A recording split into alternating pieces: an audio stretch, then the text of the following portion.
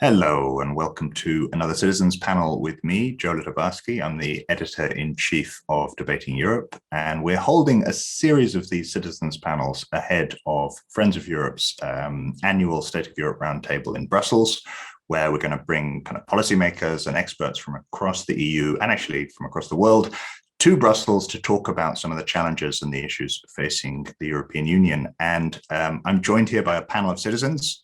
We're going to be talking about digitalization, about connectivity, and this is one of the topics that they'll be discussing at a parallel session in Brussels at the State of Europe Roundtable Summit. So what we wanted to do was have our kind of citizens here discuss the topic a little bit ahead of that. State of Europe is on the 27th of October, so we're about a month out, a little bit less than a month. And I want to hear from our panel what they think are the biggest issues that we should be talking about. What are their concerns? When I sort of say the word digitalization, which is a horrible buzzword, what comes to their minds? What do they think are the biggest kind of opportunities and challenges? So we'll go around and we'll hear from them, but let's first get the panel to introduce themselves. So we'll start with Sophie. Hello, if you just kind of give us your name and tell us where you're calling from, Sophie. Hi, so I'm Sophie Bogaerts and I'm calling from Belgium. I'm also a Belgian. And then Ingrid. Welcome, Sophie. Good to have you here. And also Jordan. Welcome, Jordan. Hello, everyone. My name is Jordan. Right now I'm calling from Bulgaria. But most probably I'll be going in Belgium like in October. So yeah. Nice. Okay. And last but not least, we have Ingrid. Welcome, Ingrid. Yes, thank you. I'm Ingrid. I'm Estonian, but I live in Turkey. Okay, nice. Oh, good. Okay, so we have a kind of good geographic spread here. I want to ask you guys then, when I say digitalization, it can mean so many things. Like it's very ill-defined. It means new technologies. It means a combination of kind of the skills, the digital skills that people need to use technology and the actual technology itself. And we have seen since the pandemic a kind of a push for digitalization. A lot of things have gone digital. This panel wouldn't be possible, I think, before the pandemic. If we tried this in 2019, I think people wouldn't have had access or familiarity with the tools, with Zoom and Teams and so on. But the rush for digitalization raises all sorts of questions, I think, and this is what I want to get into today. So maybe I can go around in the same order and start with you, Sophie. What are some of the kind of the challenges or some of the, when I say kind of digitalization, what kind of comes to your mind? What are you generally kind of optimistic about it, pessimistic, and if so, sorry, depending on which, why is that? So what are your kind of feelings about digitalization? Yes, thank you. So I'm quite optimistic about it because I really think that it will lead to many great opportunities in the future in many different fields, especially also in healthcare. I feel it will make a huge difference. But I also do have my concerns. And of course, concerns such as privacy and getting everyone on board is very, it needs to be thought about. But one of my bigger concerns is actually also the cost that comes with digitalization. Because I feel that many countries in Europe, there's a different level of what digitalization means to them right now and on which level they are at. And then I feel if some companies as well if we look at the bigger companies, they will already have the funds to start off this digitalization, while other companies in smaller countries or that are not that globalized yet, they might be lagging behind because they don't have the funds to ride on this new wave of digitalization. I think that's going to be quite a big challenge in the public sector then mainly. But yeah, I would love to hear others' opinions. No, so that's really interesting because it sounds like there's the risk then of kind of widening inequalities as as kind of maybe big companies leave behind smaller companies and more kind of digital economies leave behind less digital economies. So that's an interesting take. Jordan, what about you? Would you agree? Are you more kind of on the optimistic or pessimistic side? What are your initial thoughts? Well, Yeah, in the beginning, I would say that tend to be more optimistic. However, there's always the trade-off with private issues relating to various aspects of information, like the big tech companies having a lot of information about us. I don't know, maybe Google knows probably more about me than I know about myself. But on the other hand, like you mentioned, this focus group will have been so much easier if we haven't used the digital tools. So definitely, yes, they help a lot. However, there is always a trade-off. So yeah. Okay, but still, like Sophie, I hear that kind of more optimistic than pessimistic. Ingrid, what about you? Are you also on the optimistic side of things, or are you more cautious? I am definitely optimistic because I cannot even imagine a world that was like, I can't imagine what happened before a paperless world, how difficult it was to send applications, to have correspondence with people. Those are things that I would never want to give up.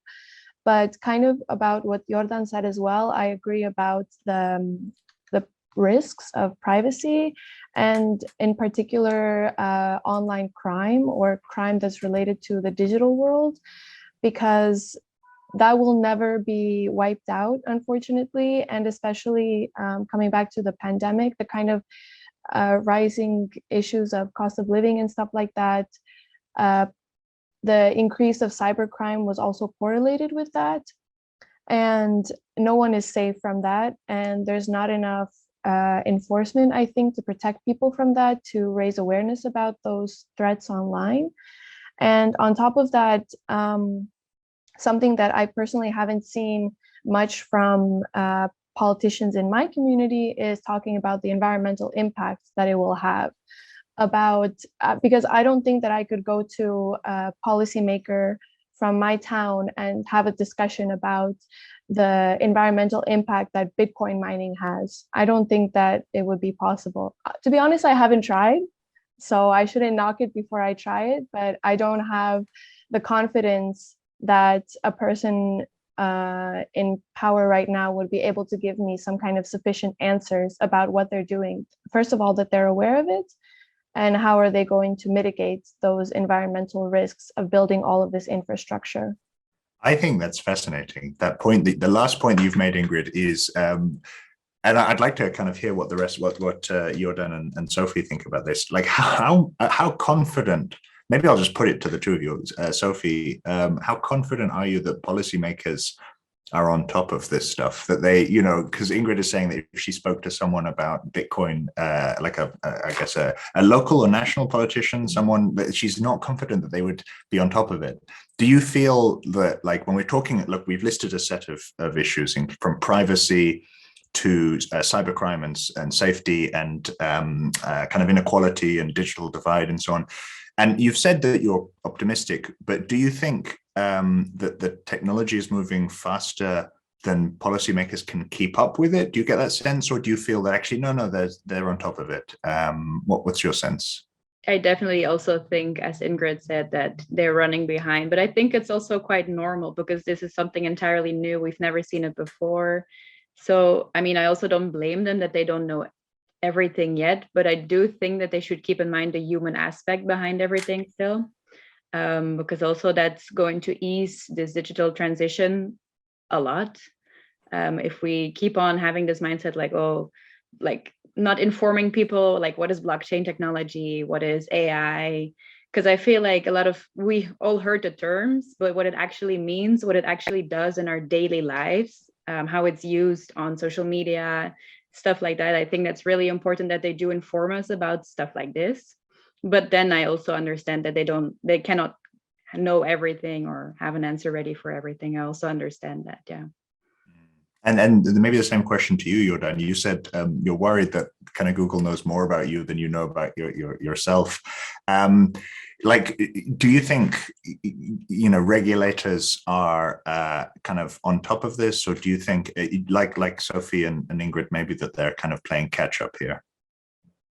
Actually, yeah, I think that big tech companies are far way ahead. So yeah, policymakers and legislation makers, they're always behind. They have to follow the trend. So yes, there is sort of a cat and mouse game. I don't know if it's a good comparison.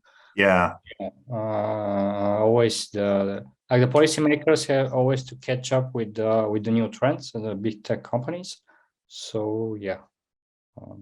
Okay. Does anyone have a clear sense of, I mean, because to be honest, a lot of this technology, I have a kind of a basic grasp of it. I think you have to be a real expert to understand things like blockchain, machine learning, and all this stuff. And I just wonder if you guys have a sense of what policymakers should be doing, what governments and the European Union should be doing, what should they prioritize to address some of these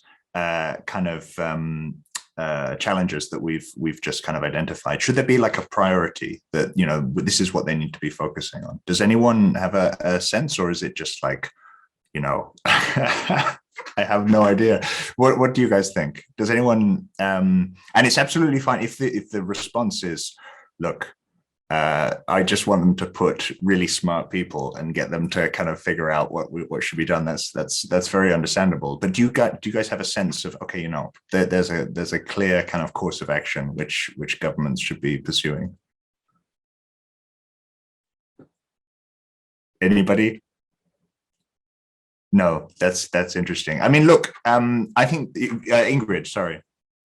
Yes, I just wanted to comment about how I think that the internet is kind of the wild, wild west, or everything related to like the digital world, because it's not just one company producing everything. It's not, as Jordan said as well, that Google is not, like it's a global enterprise, and they also can't keep up with all the laws in every single country. So it should be kind of up to also the consumers to be more aware and to have, so in that case, I would say that the governments and policymakers have a responsibility to the users as consumers, that there's consumer protection for people, that there's awareness raising, and because it's easier for them, I guess, to protect the consumers from that perspective than to force these huge companies to follow certain laws, because as like the fines put on certain companies in the EU has shown, then they continue to do something, they continue to violate some kind of laws, and then they just get a fine, but it doesn't undo all of the harm that was done in that period when they were violating those laws. Yeah, I mean, this is kind of one of the big questions, isn't it? Like, how do you regulate big tech companies, particularly if they're international? I mean, how do you do it without hurting innovation? Because let's be honest, we all benefit from these kind of tools, and we want to keep this sense of optimism that I think we share about technology. But at the same time, how do you enforce kind of rules? Is it through fines? Is it through a kind of antitrust legislation? What are the kind of the approaches that the governments should take?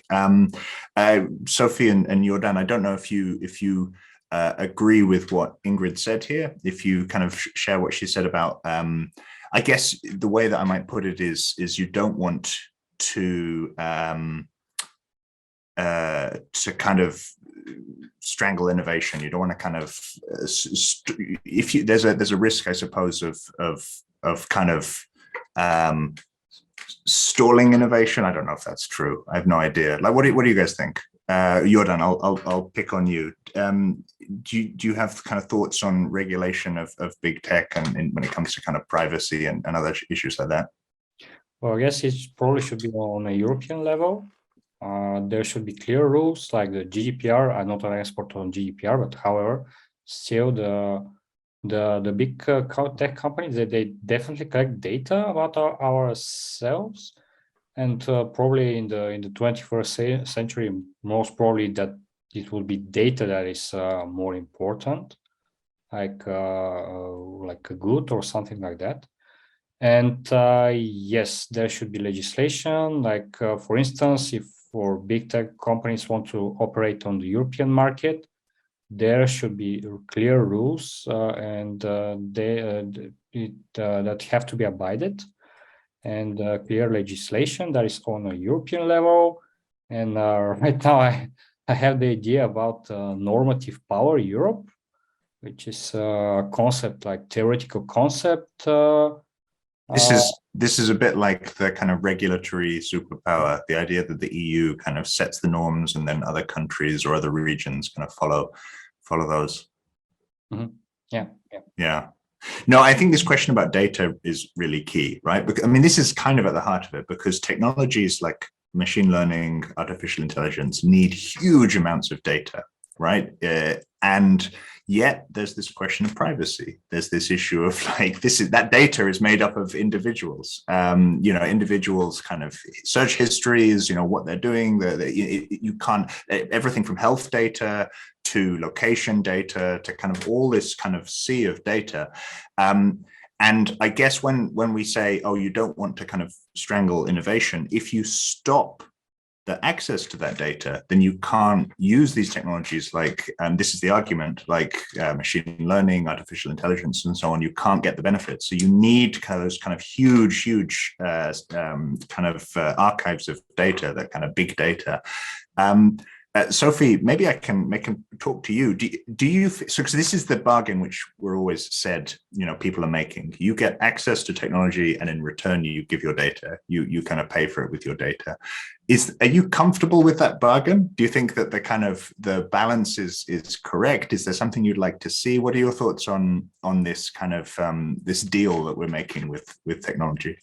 Yeah, well, I think it's very it's a thin line with the ethics, because on one side you would say, oh yeah, I don't mind that they know my name, but they know a lot more than just your name. But then what do they use it for? That's my actual concern. Like, if they have my data, okay, that's one thing, but what is it used for?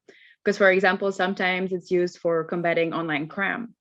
And that's something that's good, that's useful. But then on the other hand, like we've seen it before, like it's used for political campaigns and to really like divert you into a certain direction. So I think it's not necessarily about what data they gather, but how they use the data and how they, like, if they spread it or not. But it's a very, very thin line, I think. Also, like for big tech companies, like what are you as a government going to limit? Are you going to limit like location, for example, or are you not? Because like that's useful when you have like a 911, like an emergency call, then they can immediately find your location. So in that sense, it's useful. But then another sense is like having somebody or something track you all the time. Is that really like a feeling that we want here? So yeah, I think it's really, really has to do a lot with ethics. And that's something that's always going to change. And people have really different mindsets about that as well. So that's why I think it's also really, really difficult for policymakers to really set certain rules and boundaries because of this ethical atmosphere there. Yeah, which brings us back to what Ingrid was saying about kind of personal responsibility and kind of individual consumers. But Ingrid, I wonder if you think because there's so many things that we're talking about here, but I do think there's a thread which is coming out, which is that these are very, very complicated technologies. Maybe we're not even sure in this panel if policymakers 100% are on top of everything. I'm sure that we don't, that sometimes these technologies are so complicated that certainly I don't understand all of the nuances of them, and yet I'm giving up my data. We're all kind of doing this. Isn't there a risk that that because these things are so complicated, individual consumers don't always necessarily recognize the value of what they're giving up? They don't see you just want to click past these kind of these policies and whatever, get to whatever service you want to use as quickly as possible. But in doing that, you're kind of giving up lots of kind of data which could identify your location, it could be abused. There's all sorts of kind of ways that it might kind of come back onto you. Isn't there then a risk of kind of putting too much responsibility on the consumer, do you think? When maybe it might be kind of better to say, no, you can't gather this kind of data, or this should be kind of turned off by default?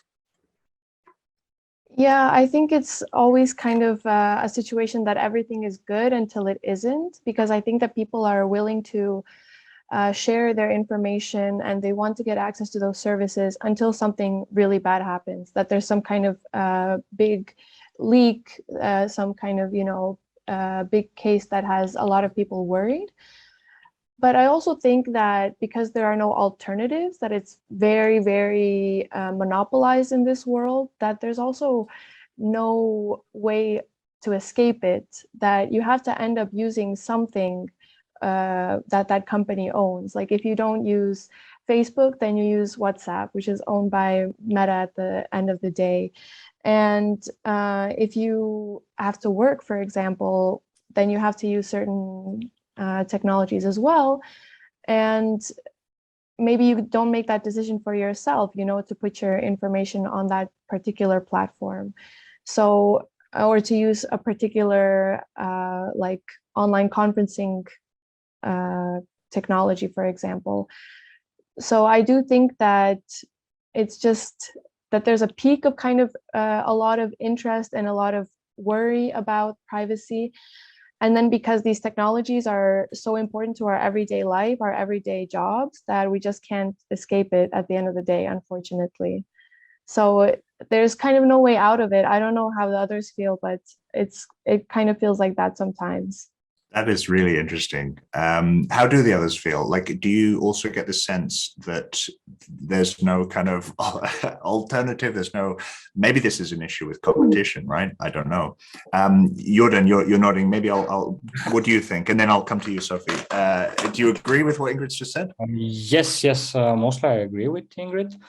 Like what you said, that I don't know if we're signing a contract with the devil or something like that, like when you use an Android phone, like Google knows your location, etc. But yeah, I mean, if you want to use technology, you have to give up to some extent some of your privacy. But yeah, there some kind of maybe alternatives, I don't know, but they're very limited, and like you said, it's oligopolies of tech companies. So yeah, whether you choose one company or the other, or yeah, you could try, or every time you open a browser or website, ticking all the cookies. Of course it takes time, but yeah, I mean it's difficult. It's always sort of a trade-off. And, yeah. Sophie, I wanted to come to you and hear if you agree with what's being said, if you have kind of thoughts to add. I mean, what is interesting to me is this idea that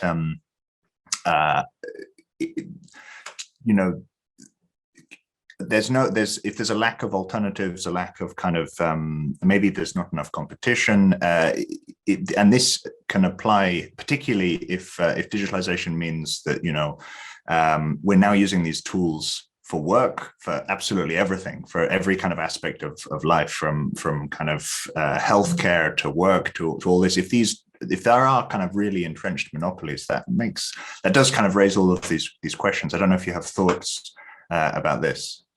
Yeah, I think it's sometimes a bit scary as well, because you can literally not go to school, like even that, like that's a basic human right. You cannot go to school without using some kind of technology. You cannot work without using some kind of technology. You cannot do anything, not book a doctor's appointment without using any type of technology. So I think, like Ingrid also said before, we cannot escape it. We have to use it. There's no way around it. And that comes with giving up some of our privacy. And it comes also with other challenges as well, such as the cost, like I mentioned before. And then especially if we look at these big tech companies, they are playing the game, basically. And so that's why, I think that's why for governments, it is this tough as well to form certain policies and to have these policies adhere to mainly as well, because they are not the main path into the game. They're just there, and us people, we're expecting them to do their job, But at the same time, I think like for them, it's really, really difficult to do so because, like I said, they're not playing the main game here. I think this is really interesting.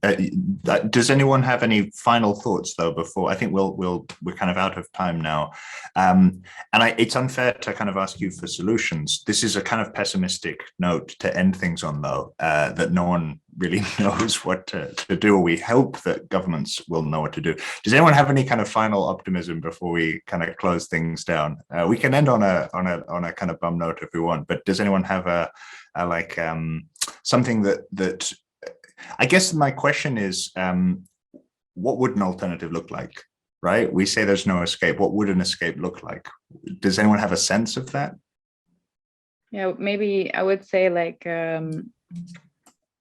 yeah, we've been very pessimistic, and yeah, there's no escaping it. But then also, I think we're more interconnected than ever. I mean, we're calling from different countries right now, and that's great, really, really great to see. So I think that's also something policymakers should keep in mind, that these are the advantages, and also play those out more to the world as well. Because otherwise we would definitely not be where we are at right now with society, especially in Europe. I think that's really our main driver also for the future, to stay competitive as well in the international sphere. So yeah. I think that's a really good point. And I would maybe add, we had a technical glitch halfway through, right? Which reminds us there is an infrastructure and hardware component to this in terms of investing in high-speed internet, like including in rural areas, including in kind of all across Europe, right? So that that connectivity you're talking about isn't just within kind of wealthy metropoles. It's spread out. There's more equitable access to it. People can access that connection in rural areas. They don't have to be in big cities. I think that's going to be really key, and that's optimistic. If that can be achieved, then that would let people kind of be more connected, which I'm sure you could see some benefits. So thank you, Sophie. That is a positive note to end on. Good. Anyone final thoughts before we close it down? Yeah, No? I have a short note. I think that as we have more and more people who grow up as digital natives, I also think that the general kind of understanding of this digital world will be greater. So I am kind of optimistic because of that, even though that also comes with its own challenges, but there are a lot more, so quote unquote native digital citizens than there were 20 years ago. So that would be interesting to see how that plays out. That's true. That is very true. Good. Okay, fine. Well, thank you everyone for taking part. Thank you for the panel, and thank you for watching at home. So we're going to take some of the kind of the discussions and the concerns that were raised here, put them to participants at State of Europe on the 27th of October. If you guys just hang around after I stop recording, I can maybe ask if you have any specific questions that you want to ask, and then we'll try to get a response to you. But for everyone else, thank you very much for watching. Please go to debatingeurope.eu to continue the conversation, and don't forget to like and subscribe. Thank you so much.